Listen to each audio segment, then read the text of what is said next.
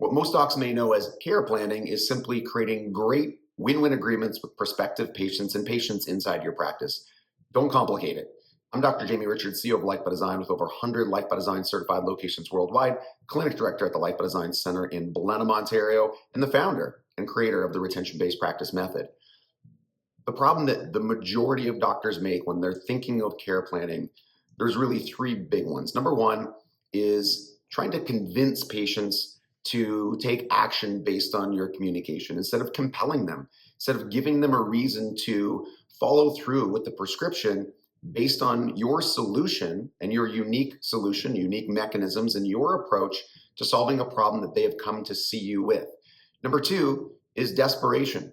And I mean, this one is rampant. I can't say that I didn't experience this myself, but I can say with certainty, it slowed down my practice growth. It slowed down the relationships that I was building with patients.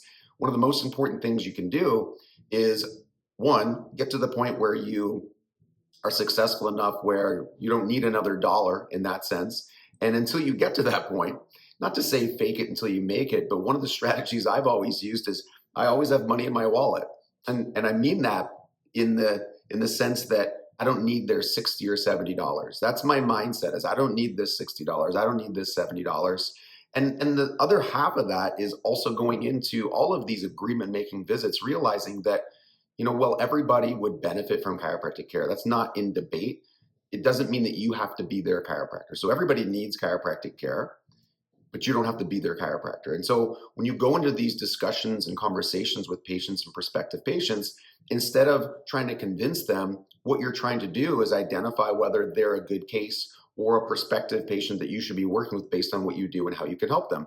And so I think, that is really the biggest part of it. And then the last piece of the puzzle here is really thinking about the end. So start with the end in mind. What is the goal here? The goal is to create incredible win-win agreements as you go. And if you do that, you're going to see exceptional improvements in your retention. And when I say a win-win agreement, what that means, and often sounds like in our practice and our model is, we're going to make some decisions based on your tests and your goals. And it's really that simple. And when you're communicating with patients, they may have a specific goal. You're going to have test results that, give you a certain clinical information, and you're going to align their test results with the goals that they have. And in some cases, patients may not want to do what is required to achieve the goal they want. And so that's another conversation, and it could be an agreement where you agree to move forward based on certain criteria. Maybe you don't accept that case, and that is okay too. So what I want you to know is, don't complicate this. Think less about care plans and think more about building great agreements with patients. And I know that you're going to see incredible improvements in retention in your practice. Make it a great day.